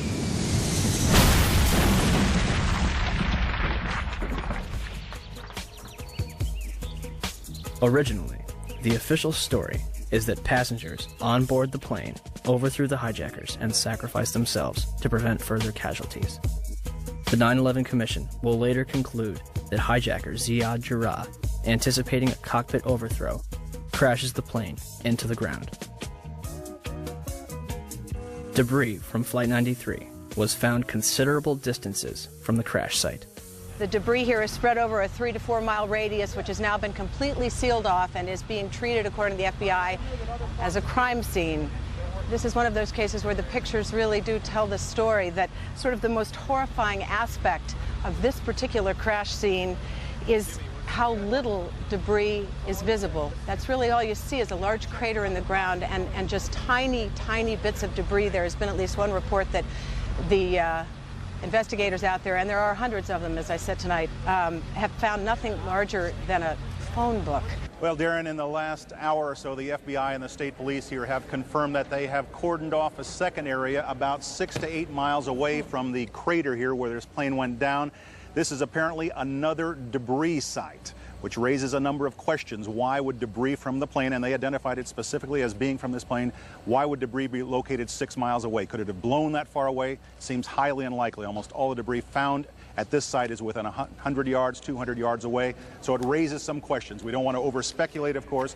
It seems to me, from covering a number of plane crashes on the scene, that if nothing else, you can say this is not typical for a plane crash to be spread across an area this large. It certainly doesn't make sense, because most of the debris has been found in a very compact area, within 100 yards, 200 yards, maybe a little beyond that. And then all of a sudden they're telling us 6 miles away they have another concentration of debris. They say it's very small pieces. Most of these are very small pieces. Most of the pieces here are no bigger than the size of a briefcase, they say, and the pieces 6 miles away maybe even smaller than that. Behind me, and so Did they find a plane in Shanksville? Within the last hour. I want to get quickly to Chris Kanicki.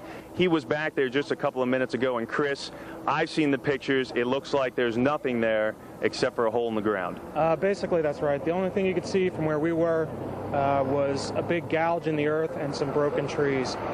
From where we could see, there wasn't much left. Any large pieces of debris at all? No, there was nothing that you could distinguish that a plane had crashed there. Smoke, fire? Nothing. It was absolutely quiet. It was actually very quiet. Nothing going on down there, no smoke, no fire, just a couple of people walking around. They look like part of the NTSB crew walking around looking at the pieces. How big would you say that hole was? From my estimates, I would guess it was probably about 20 to 15 feet long, and probably about 10 feet long, or 10 feet wide. What could you see on the ground, if anything, other than dirt and ash? And you couldn't see anything. You could just see dirt, ash, and people walking around, broken trees. From the Somerset County coroner to the mayor of Shanksville, almost every eyewitness would remark how little of the plane and its passengers remained. But when I got there, I wondered to myself, where is it?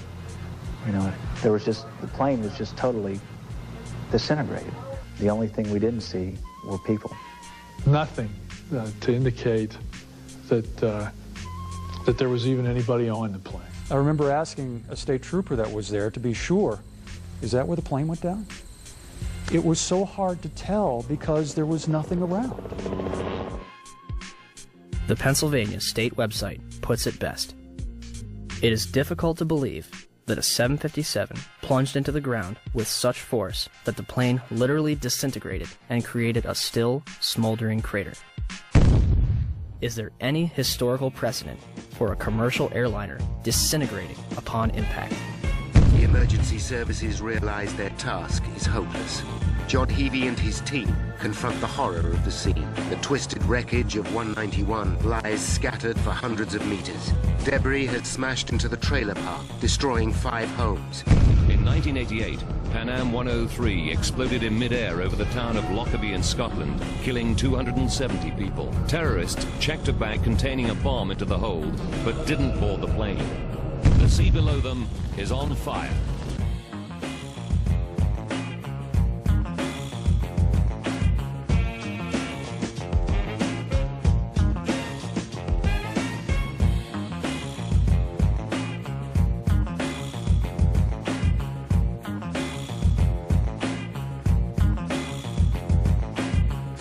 Saying that the pilot was able to dump fuel over Jamaica Bay.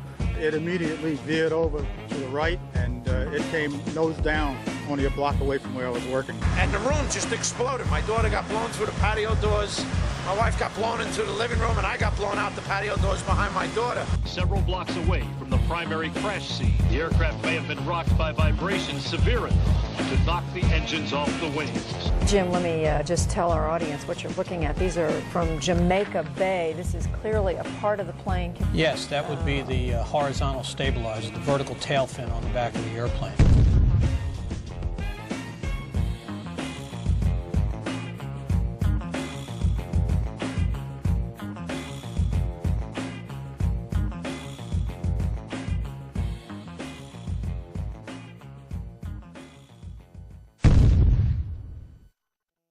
In 2006, during the trial of Zacharias Moussaoui, the FBI managed to provide a multitude of evidence that appears to have survived a catastrophic crash in near pristine condition. Among the exhibits were a red bandana, a Kingdom of Saudi Arabia driver's license, John Talignani's driver's license, and flight attendant Cece Lyle's personal effects, including her driver's license and Marriott hotel card. Although a 757 managed to obliterate itself upon impact, paper and fabric managed to survive without a scratch. They also released pictures of an engine and 2 pieces of fuselage. It is not specified where those were found. Once again, the FBI stepped in to supervise every aspect of the investigation. They repeatedly denied family members' requests to listen to the cockpit voice recorder. The FBI gave in on April 18, 2002, as long as the victims' relatives didn't talk about it. And for some reason, the last 3 minutes were unaccounted for. No explanation has been given. Even after Zacharias Moussaoui's sentencing, the actual cockpit voice recorder has yet to be released. The 9/11 Commission concludes that the military was not informed of Flight 93 until 10:07, minutes after it had crashed. We heard the explosion. Actually, our power had gone off, and then we felt a tremor. We had just gotten up, and the next thing I know, it sounded like a missile came across our house. I mean, they were going that fast. It was flying. It was coming from that direction. I have no idea what it was. Oh no, it wasn't. It wasn't the aircraft that crashed. No, It's hard for me to believe that they did not know about that aircraft until 10:07. That's difficult for me to believe. Despite the discussions about military assistance, no one from FAA headquarters requested military assistance regarding United 93, nor did any manager at FAA headquarters pass any of the information it had about United 93 to the military. A year after 9/11, military officials were telling an entirely different story, that Flight 93 was being tracked.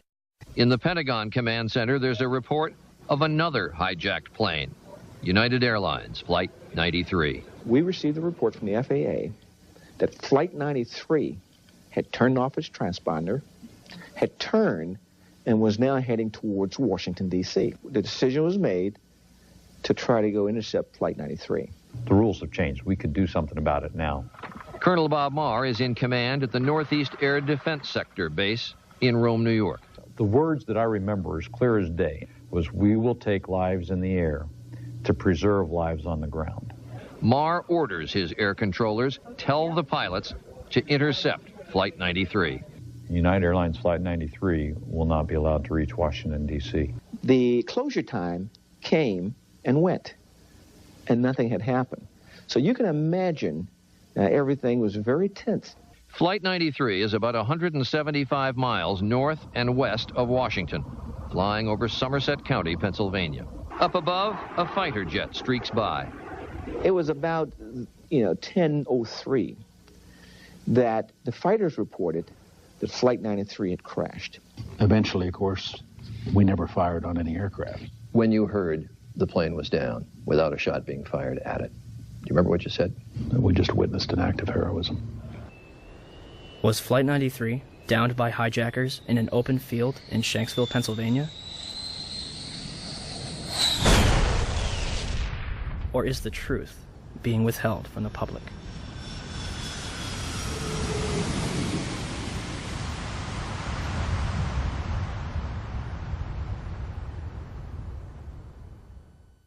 I want to tell you that we are getting word from New York right now that another building has collapsed. I understand that this is a 47-story building.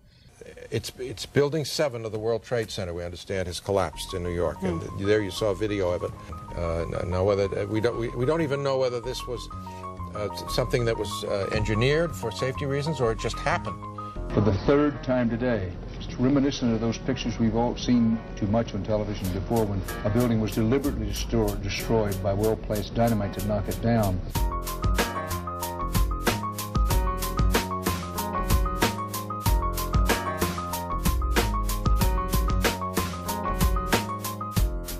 In 1984, construction began on World Trade Center Building 7, a 47-story office building, 570 feet tall, and 300 feet away from the North Tower. It opened to the public in 1987 and housed offices for Department of Defense, Securities and Exchange Commission, and the Internal Revenue Service. Building 7 was considered the Central Intelligence Agency's largest station outside of Washington, D.C., and was also the Secret Service's biggest field office. Numerous cases would be closed due to its destruction. On June 8, 1999, Mayor Rudolph Giuliani's Office of Emergency Management Command Center on the 23rd floor is opened. The command center on the 23rd floor is bulletproof and bomb-resistant, with its own air supply and generators. It's linked to city airports, the Coast Guard, and the Pentagon. Computers will soon have detailed blueprints of every major building in New York City, as well as evacuation routes. Hurricanes and heat waves would be handled here, as well as terrorist attacks. Though New York officials say their facility is not impenetrable, they're confident it could handle even the worst crisis imaginable. Deborah Fayerick for CNN, New York. The 50,000 square foot center has reinforced, bulletproof, and bomb-resistant walls, its own air supply and water tank, beds and showers, and 3 backup generators. It has countless monitors which oversee police and fire department responses, and it is staffed around the clock. Hours before the first plane would strike the World Trade Center, Building 7's alarm system would be placed on test status at 6:47 a.m. for a scheduled period of 8 hours. This normally occurs during maintenance, and any fire alarms from the building are disregarded. After the second plane strikes the South Tower, the building's power is shut off and its tenants are evacuated. The major fires in World Trade Center 7 were as follows. On the east face, between floors 11 and 12. On the north face, on floors 7 and 12.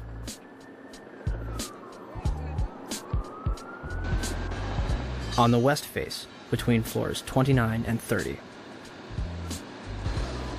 Smoke obscures the entire south face of the building.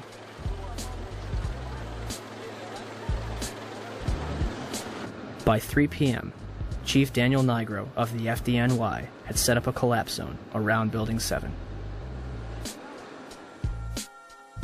After 4 p.m., news outlets began reporting that the building had collapsed. We are getting information now that one of the other buildings, Building 7, in the World Trade Center complex is on fire and has either collapsed or is collapsing.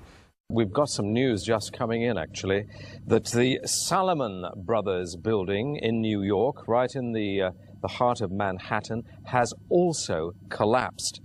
Now, more on the latest building collapse in New York. You might have heard a few moments ago I was talking about the Salomon Brothers building collapsing, and indeed it has. Apparently that's only a few hundred yards away from where the World Trade Center towers were. And it seems that this was not a result of a new attack. It was because the building had been weakened during this morning's attacks. We'll probably find out more now about that from our correspondent, Jane Stanley. Presumably there were very few people in the Salomon building when it collapsed. I mean, there were, I suppose, fears of possible further collapses around the area. That's what you would hope, because this whole downtown area behind me has been completely sealed off and evacuated, apart from the emergency workers. That was done by the mayor, Rudy Giuliani. Jane, I think many of us, when we heard the news, perhaps on the radio earlier today, were completely flabbergasted by it and just couldn't comprehend it. I mean, it almost sounded too far-fetched. I was wondering what it's felt like for you being in Manhattan. Well, unfortunately, I think we've lost the line with Jane Stanley in Manhattan. Perhaps we can rejoin her and follow that up later. Where did CNN and BBC get their information, especially considering the building was still standing directly behind their reporters? The collapse of the building at 5:20 p.m. would cause speculation as to how it fell. The collapse of the main structure takes place in approximately 6.5 seconds, and the building falls symmetrically into its own footprint, barely damaging the surrounding structures. It will create a pyroclastic cloud that mushrooms down surrounding streets. Initially, it is assumed that the building's diesel tank may have been responsible for the collapse. The Federal Emergency Management Agency's report in 2002 will state that the specifics of the fires in WTC-7 and how they caused the building to collapse remain unknown at this time. FEMA does analyze the collapse of Building 7, but then they say our best hypothesis has only a low probability of occurrence. This needs further investigation, and I certainly agree with them on that. Then NIST has handed the ball. It's kind of a hot potato. Okay, NIST, you explain the collapse of World Trade Center 7, this rapid, straight-down collapse of this 47-story skyscraper. Sadly, by this time, virtually all structural steel from Ground Zero had been recycled, and no steel was recovered from Building 7 for investigation. As of this date, NIST is still working on their final report. NIST decoupled the study of the collapse of Building 7 from the analysis of the collapse of the towers. So now it's sitting over here. The report on the collapse of Building 7 from NIST is long overdue. We're still waiting for it, hoping they have an explanation. We are looking at it. There's actually a very good write-up recently from Controlled Demolition Experts, which you probably ought to read. We haven't finished the investigation yet, so I'm not at liberty to talk about any intermediate findings. The collapse is assumed to be caused by a combination of fire and structural damage. Did any other surrounding buildings suffer a complete collapse at near freefall speed? Building 3, a 22-story building directly below the Twin Towers, was split in half by the South Tower's collapse. Although the building was severely crushed by falling debris, the structure remains standing. Building 4, a 9-story building east of the South Tower, was almost completely destroyed. The remaining structure did not collapse. Building 5, a 9-story building east of the North Tower, suffered from severe fires and structural damage. Building 6, an 8-story building between the North Tower and Building 7, suffered a giant gouge in its roof and severe fires. Neither Building 5 or 6 suffered global collapse. Neither did the Deutsche Bank building, which stands to this day and is currently being demolished beam by beam. Neither did the Millennium Hotel across the street. Building 7 burns over a number of floors and suffers structural damage to its south face before collapsing completely to the ground. Did anything occur inside the building that might cause a collapse? We started walking down the stairs. We made it to the 8th floor. Big explosion. Flew us back into the 8th floor. And I turned to Hesh. I said, this is it. We're dead. We're not going to make it out of here. And we have Frank Uciardo back on the phone with us, Brenda, with some New York City officials. Frank, go ahead. That's right. I'm standing here right now just off Broadway by City Hall with Michael Hess, who is the city's corporation counsel. Mr. Hess, you were trapped in, I believe, 7 World Trade Center. Go ahead, sir. Yes, I was. I was up in the Emergency Management Center on the 23rd floor, and when all the power went out in the building, another gentleman and I walked down to the 8th floor where there was an explosion, and we've been trapped on the 8th floor with smoke, thick smoke all around us for about an hour and a half. But the New York Fire Department, as terrific as they are, just came and got us out. Their experience is mentioned by NIST's interim report on Building 7. However, the authors claim it is the collapse of the North Tower. The glass on the ground floor was not even blown out. Would debris and smoke rushing up the stairway be described as an explosion? So, we have a 47-story steel-framed skyscraper, which housed various government agencies and numerous important documents, damaged less than the other World Trade Center buildings. At 5:20 p.m., all structural elements inside Building 7 simultaneously fail, and it collapses symmetrically, imploding into a pile of rubble. This building had 81 columns, 24 core and 57 perimeter, running from the basement to the roof. For the building to have collapsed the way it did, all 81 of these columns had to collapse simultaneously. Could fires on a few floors have heated up all these columns to the breaking point at the same time? Let's ask the 9/11 Commission. Governor King, may I ask another question, please? At 5:20 p.m. on September 11th, World Trade Center building number 7, 47-story modern frame steel skyscraper that no plane hit, collapsed into a neat little pile onto itself and exhibiting all the characteristics of controlled demolition. FEMA, in their investigation, didn't say that. They said that fire must have knocked it down, but they couldn't figure out how. Video evidence shows what appears to be explosive squids going up the side of the building from south to north or from bottom to top as the building collapsed. There was molten metal found in the basement of that building at temperatures that exceeded anything a normal fire could cause. With all the confusion about what happened to Building 7, why is there not a word about the collapse of that building in the 911 Commission report? We didn't see any evidence of the kind of thing you're talking about. We thought that was part of the tragedy of 9/11. The building collapsed later on. There was not a loss of life in that building. And it was not part of our report. Not part of the report. Thanks. Governor? So for the 9/11 Commission to totally ignore that, I think is unconscionable and shows that they did not do a thorough job. Did Building 7 collapse because of damage from the falling North Tower? Or was it also a controlled demolition? 27 jaar ervaring in het slopen van gebouwen met explosieven. Hij is de absolute top in Nederland. Zijn reactie op de beelden die we laten zien is onbevangen. Zie je vanaf boven gaan? Nee, je gaat vanaf onder. Die gaat vanaf onder, ja. Toch? Ja. Ze hebben gewoon kolommen weggeblazen. Er is nagesprongen. Dit valt anders dan het World Trade Center. Vind je niet dan? Ja, je ziet het, de onderste verdiepingen gaan eerst. Ja, en de rest zakt er gewoon in. Dus dit is controlled demolition. Zeker weten? Zeker weten. Er is nagesprongen. Dit is in opdracht gebeurd. Dit heeft een team gedaan van experts. Maar dit is ook op 11 september gebeurd. Dezelfde dag? Dezelfde dag. Dezelfde dag? Weet je dat zeker? Ja.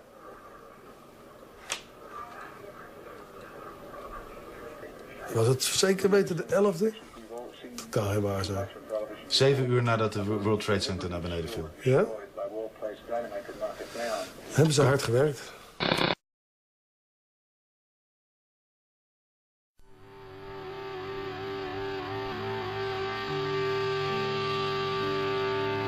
In the aftermath of 9/11, citizens and politicians alike would demand that steps be taken to ensure such attacks never happen again. In late January 2002, Senate Majority Leader Tom Daschle receives calls from both President Bush and Vice President Dick Cheney, urging him to limit the investigation to the House and Senate committees. The administration would continue to oppose the investigation until November 2002, when Congress creates the National Commission on Terrorist Attacks upon the United States to make a full and complete accounting of the circumstances surrounding the attacks.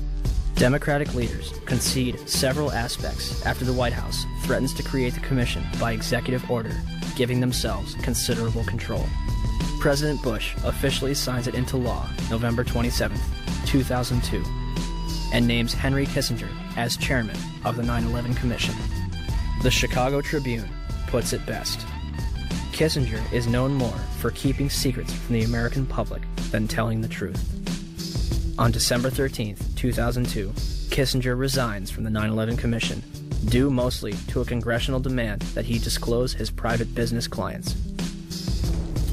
It would later be revealed that Kissinger was the chief advisor to the Bush administration regarding the Iraq War, a lie which has now cost more American lives than 9/11 itself. Thomas Kean and Lee Hamilton are named as chairman and vice chairman of the 9/11 Commission. By December 16, 2002, the 10 initial members of the 9/11 Commission have been appointed.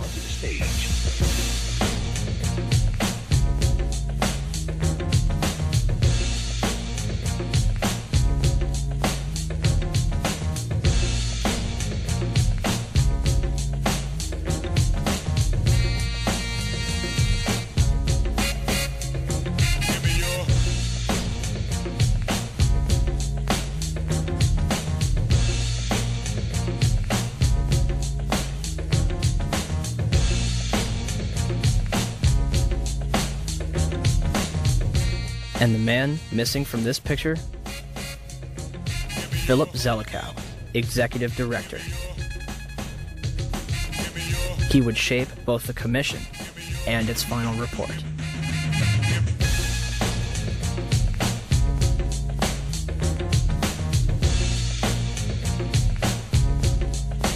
The 9/11 Commission begins its investigation with a time frame of 18 months and a starting budget of $3 million.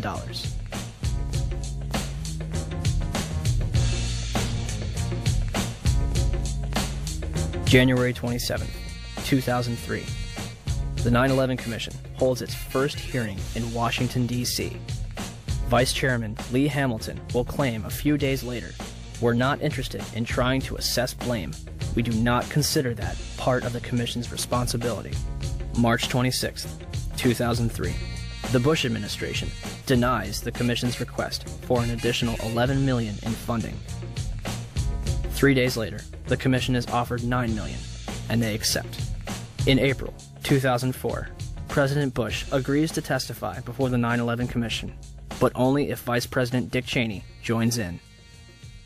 Why did they insist on appearing together? The 9/11 Commission wants to ask us questions. That's why we're meeting, and I look forward to meeting with them and answering their questions. I was asking why you're appearing together rather than separately, which was their request. Because it's a good chance for both of us to answer questions that the 9/11 Commission is looking forward to asking us, and I'm looking forward to answering them. On April 29, 2004, behind closed doors, President Bush and Vice President Dick Cheney appear together before the 9/11 Commission for approximately 3 hours.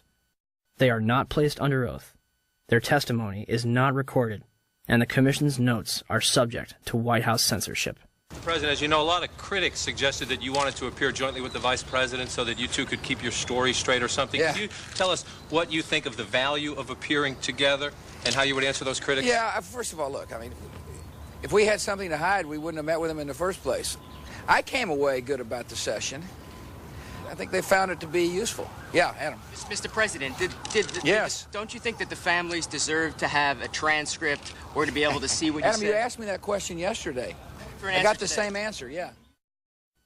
May 19th, 2004, Rudolph Giuliani testifies before the 9/11 Commission. We will now hear from our first witness, the very distinguished former mayor of New York City, Rudy Giuliani. Mayor Giuliani, would you please rise and raise your right hand so I can place you under oath? And the fact that so many of them interpreted it that way kept a much calmer situation and a much better evacuation. These people, I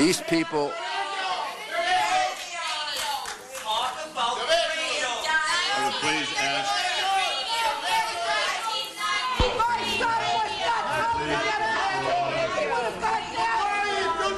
My son was murdered!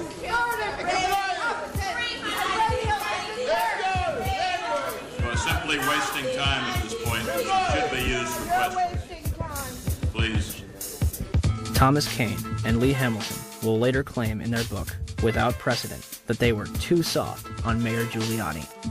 One of the questions they failed to ask was who warned him that the South Tower was going to collapse.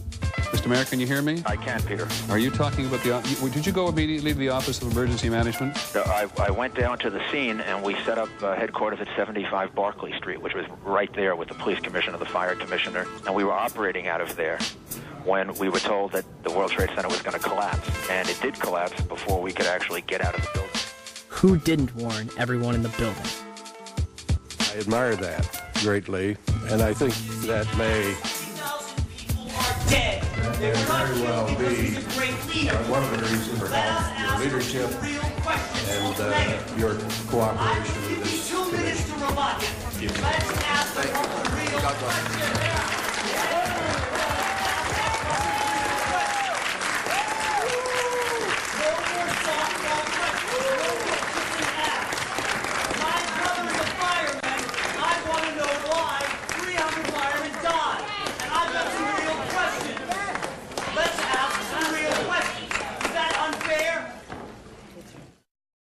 The 9/11 Commission would release its final report on July 22nd, 2004, and closed its doors on August 21st. So the 9/11 Commission was a cover-up. The question is what it was covering up. The charitable explanation is gross negligence, malfeasance, misfeasance, and what you call it, okay?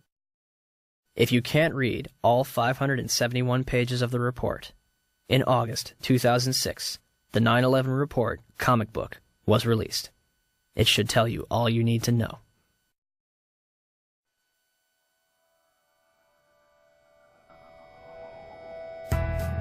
On the morning of September 11th, 19 Arabs boarded 4 commercial airliners at 3 different airports and crashed them into the World Trade Center and the Pentagon, with 0 military intervention. Or, we have been and continue to be lied to about the events of September 11th, and that elements within the United States government and mainstream media continue to cover up the truth. These are the same people that lied about weapons of mass destruction. They endorsed a lie that's killed several 100,000 innocent people overseas.